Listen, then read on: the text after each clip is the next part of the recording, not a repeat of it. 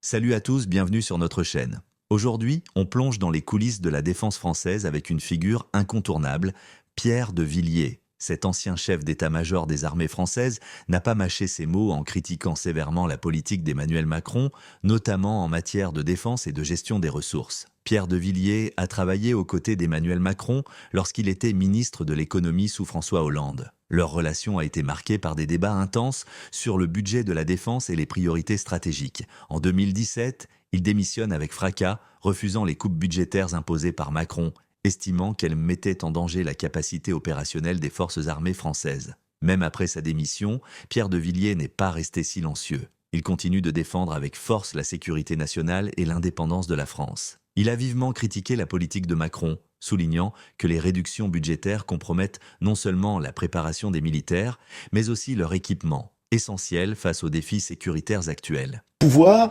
n'est pas assez ferme, on manque d'autorité.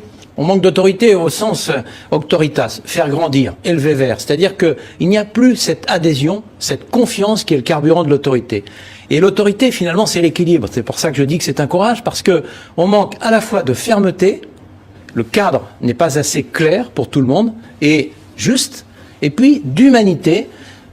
De nombreux Français se sentent un peu méprisés par l'État, ignorés, non respectés. Col blanc d'ailleurs, vous dites oui, il y a 3 France qui cohabitent, qui ne se parlent pas, qui se jalousent. Oui, bien sûr. Il y a cette espèce de coupure entre ceux qui habitent dans des villes, ceux qui habitent dans des zones rurales et ceux qui habitent dans des cités. C'est les 3 France que je décris dans mon constat initial à l'entrée de ce livre. C'est très préoccupant, cette rupture territoriale, parce qu'on voit que finalement, il y a une ligne commune entre ces trois France. C'est la pauvreté qui se développe et c'est une forme de désespérance, pour des raisons différentes. Je crois qu'il faut réunir ces 3 France et retrouver la fierté française. Oui, le racisme, on a vu un match de foot interrompu après les propos d'un des participants. Les 2 équipes quittaient le terrain, qui ont aujourd'hui mis un genou à terre en signe de lutte contre le racisme. Ça, c'est un phénomène notable pour vous, en général?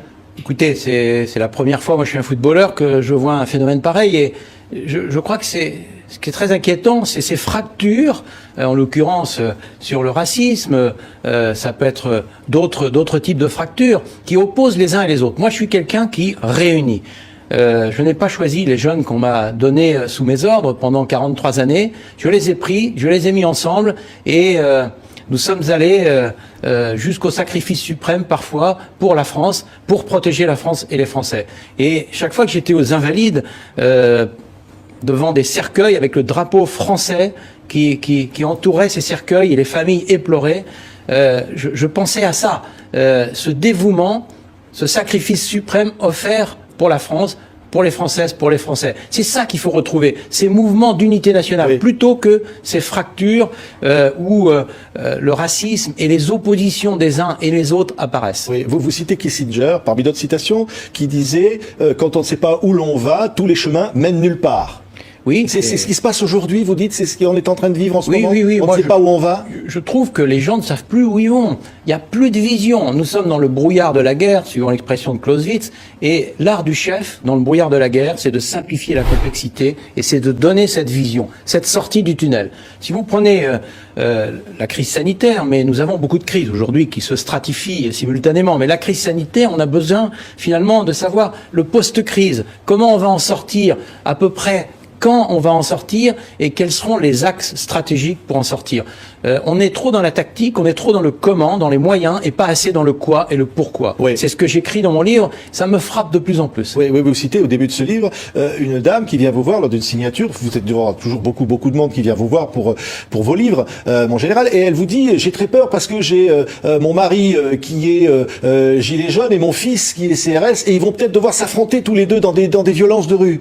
Oui, c'est le début de mon livre parce que ça a été le déclic pour prendre ma plume. J'ai accéléré ma rédaction parce que j'ai senti qu'on ne pourrait pas attendre et qu'il y a urgence à réconcilier les Français avec eux-mêmes.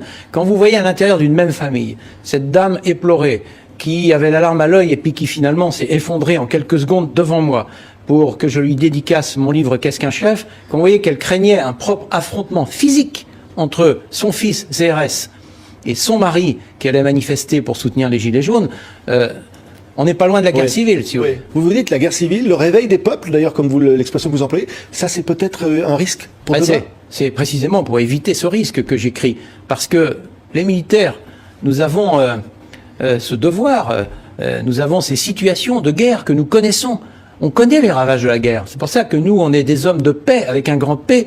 Et nous savons que la guerre n'est qu'un état transitoire, dans lequel parfois il faut aller pour que la force fasse reculer la violence. Mais l'état durable recherché, c'est la paix. Cette paix, tant qu'on l'a, il faut la préserver. Vous savez, nous sommes, quand on prend un peu de hauteur, en paix depuis 75 ans. C'est très rare, des périodes de paix en Europe de 75 ans. Donc chérissons-la. Chaque matin, quand nous nous levons, essayons d'être des hommes et des femmes de paix. Oui, vous citez Grand Corps Malade, ce qui est dans la bouche d'un militaire n'est pas évident. Vous dites Grand Corps Malade qui a dit l'avenir appartient à ceux qui rêvent trop. Et au fond, il faut rêver trop. Moi, je pense que le rêve, c'est important. La passion, c'est important. Bien sûr, il faut la raisonner, cette passion.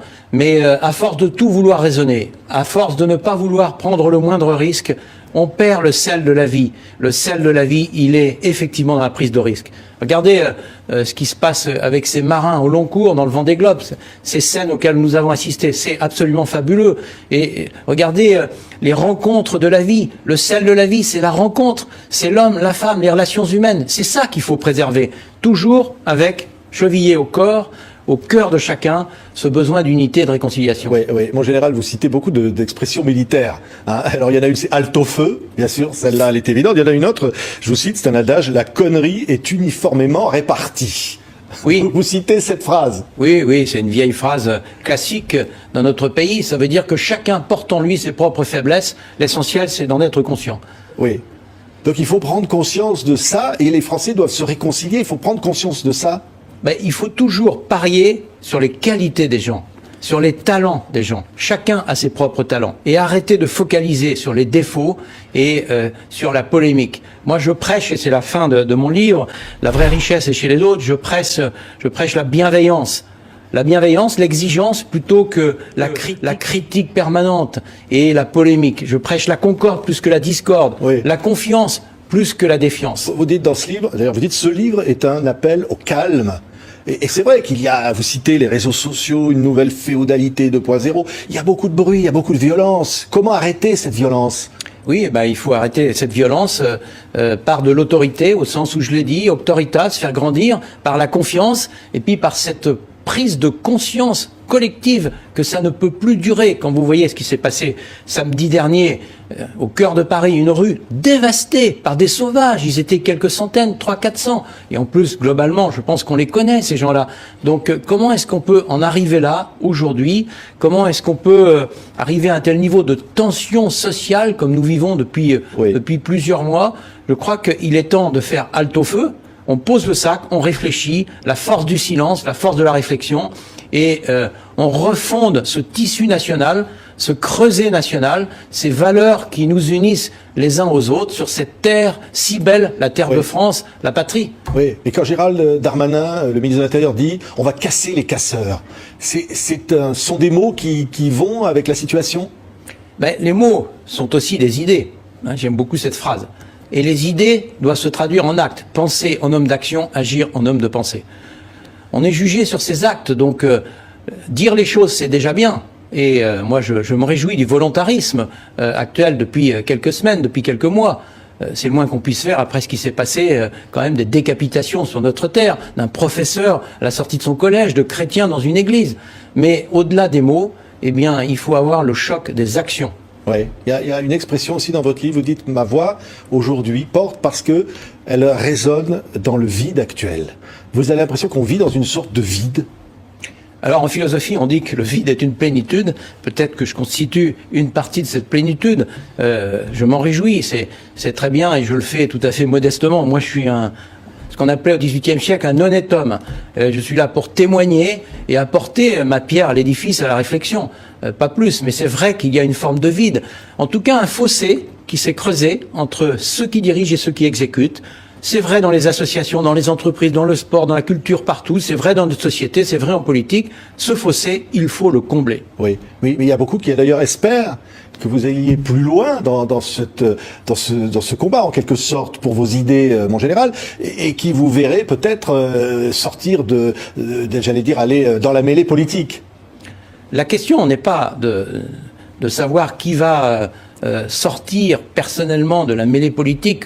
Moi, je sais que c'est pas mon objectif, c'est pas ma vocation, c'est pas mon métier, et c'est pas ce que je veux faire. La question, c'est la France. La question, c'est la survie de la France, la façon dont on va pouvoir reconstituer cette France fracturée territorialement, socialement, économiquement. Et c'est ça, moi, qui m'obsède chaque jour. Je ne vais pas créer un parti, je ne soutiendrai aucun parti. Vous pouvez, ma démarche... Si, alors je vais employer un mot qui parle pour un militaire, le devoir. Et vous le citez ce mot, hein. Si le devoir vous appelle, mon général, est-ce que vous répondrez à cet appel? Eh ben, j'ai répondu à cet appel. Le devoir pour moi, c'est de faire valoir mes idées, mes convictions. C'est ce que je fais. J'ai écrit 3 livres en 3 ans. J'aurais pu vivre une retraite beaucoup plus peinarde. J'ai décidé, un peu comme Mauriac disait, écrire c'est déjà agir. J'ai décidé d'agir et je suis dans l'action. Parce que ces livres, c'est un énorme travail. L'équilibre est un courage. Je l'ai écrit seul et c'est un gros travail. Je ne regrette pas. Je crois que c'est d'abord là qu'il faut situer le débat. Il faut réfléchir à la stratégie avant la tactique. Il faut toujours savoir où on veut aller pour emmener les gens avant de se mettre en route. C'est l'objet de ce livre. C'est un livre stratégique qui n'est pas un livre de politique politicienne. Oui, mais néanmoins, un sondage a dit que 20% des Français seraient prêts à voter pour vous. Au moins, ça vous fait plaisir.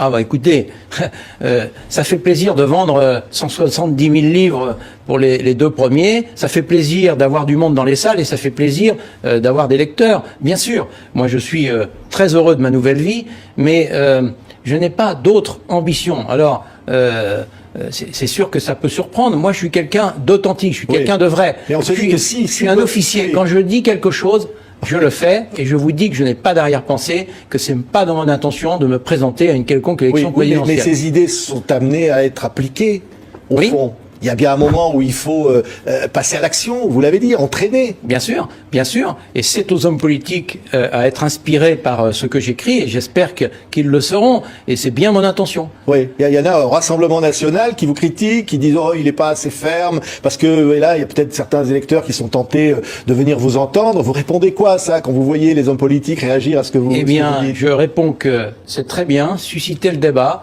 participer à la transformation de notre société, essayer de proposer des solutions plutôt que des simples constats d'échec ou de catastrophisme. Voilà, moi c'est ce que je veux faire. Il y en a qui me critiquent parce que je suis trop ferme, d'autres qui me critiquent parce que je suis trop mou, peu importe. Mais sortons de cette situation. La France est plus grande que nous, monsieur. La France c'est un acte d'amour. Moi je me suis comment dire, livré à la France pendant 43 années, quitte à y laisser ma peau. Aujourd'hui, il y a des soldats qui sont engagés, à l'heure où je vous parle, en opération. Ils peuvent y laisser leur vie.